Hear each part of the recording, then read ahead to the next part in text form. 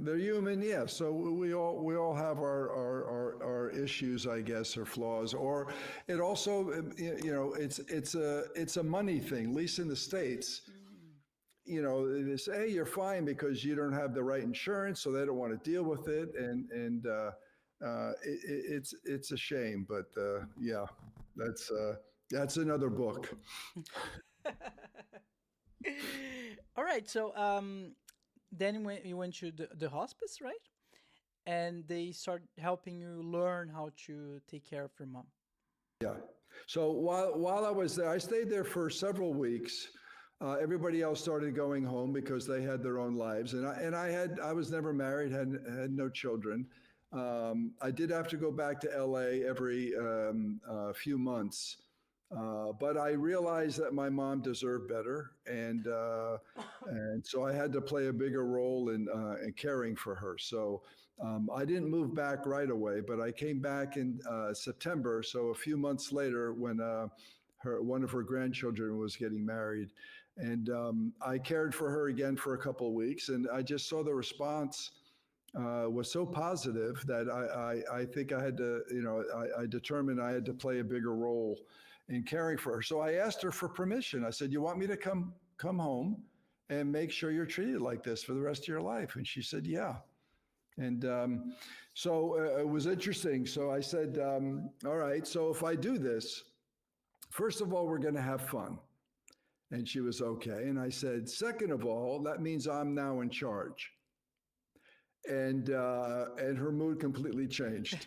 And I said, "You must now obey me." And she looked me dead in the eye and then puckered up for a kiss. I called her a Oh. kissing bandit. She loved a kiss. And I wasn't sure if that was a sign of surrender or one wishing me luck. But she was a tough cookie. So I gave her a kiss and hoped for the best. And she could be difficult, but I knew her pretty well, and I had a really good relationship with both of my folks. I was a very curious kid with very little, I guess, not afraid to cross any lines and stuff like that. So I got both of my parents, who grew up in the 20s and 30s, so they always kept their emotions to themselves, and any pain. I don't remember really any of my folks talking about pain in their lives, and you never talked about depression and your feelings and all that business. They were tough people, but I got them both to open up in my years and later years, and it was great because they both trusted me quite a bit. So I knew my mom trusted me, and luckily my siblings trusted me, and they all yielded. They let me take over, and it was great because for a son, it's unusual for a son to jump in for taking over the 24/7 caregiving. We're catching up, but it's still about 60-40. It falls on the daughters and the wives and stuff to be the caregiver. And so I took a little bit of a romantic approach. I felt my mom's dignity was kind of whittled away, whether it was just the age or those the people who were living upstairs. And so one of the first things I did was I bought her a new wardrobe. I didn't like these night dresses or day dresses. They were tattered, and she looked like an old lady. And she was, up in years, but she was very pretty. And she had long hair now. She usually, after having all those kids, her hair got shorter and was in perms and stuff like that. Now she had a beautiful long hair like she did in her youth, and that was really fun. And I grew up with three sisters, so I learned a lot more than just learning how to put the toilet seat down. So my sisters all had long hair, so I knew how to braid it and certainly put it in ponytails and try to make her feel pretty. And that's one of the things I learned early on is wanting to feel pretty doesn't go away with age.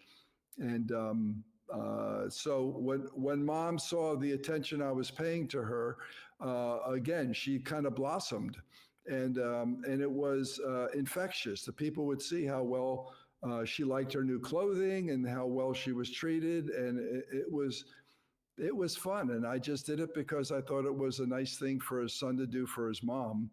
And then She worked full time. She was a proofreader for the largest newspaper in New Jersey. And then she had 6 kids. So she didn't get to treat herself very often. But one of the things she liked to do is go to the beauty parlor once a week for a shampoo and set and get her nails done. She had beautiful natural nails. She was a hand model in her late teens, early 20s. And so those nails were like the crown jewels. And and I don't know the last time she went to a beauty parlor, but when she would visit me in Hollywood, I would take her to my friend's salon in Beverly Hills. And she got the movie star treatment. And I know she really liked that. So I decided to try to recreate that at home. So I normally gave her a sponge bath in the morning, get her ready for the day, and then a sponge bath at night to get her ready for bed. And so on Day of Beauty, I called it, we had a commode bedside. And so while she was on the commode, I would soak her feet in Epsom salts and I would shampoo her hair. And when she was finished on the commode, then I gave her a sponge bath and then body lotion and a full body massage. And then she picked out her new wardrobe, and then we got her ready for the into the wheelchair, and then I blow dried her hair and then put it in either a ponytail or a braid for bonus points, and then I did her nails, and then finished it off with some bright red lipstick to match the nails. And I just thought this was a nice thing, and she seemed to like it. But I didn't realize how powerful it was until when I was finished, I would wheel her into the kitchen for breakfast, and I cooked all her meals and tried to keep them on the healthy side. And on the way to the kitchen, we have a big mirror in the dining room, a big round mirror. And so I parked her in front of that mirror and leaned in and said, "Who's that pretty girl?" And she just beamed. And it was amazing, the effect. I thought, oh, this is just a nice gesture to make her feel pretty, but boy, that was powerful. And again, it was infectious. Everybody saw how pretty she felt and looked. And again, I think when we get old, or when our loved ones get old, we don't think about these little things. But when's the last time she looked in a mirror? I have no idea. When's the last time she looked in the mirror and liked what she saw? Again, no idea.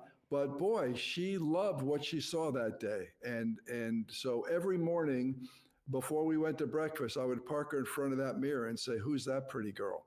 And it was great. And so that made me feel really good to make her feel good. Wow, that's wonderful. And you can tell, like, as you talk about it, you like doing it. Oh You yeah. Oh yeah. yeah. I mean, if you could put, I mean, caregiving is a very difficult, especially if you're doing the 24/7. So mentally, emotionally, and physically, it takes a toll. But if you throw the emphasis on pleasing your loved one.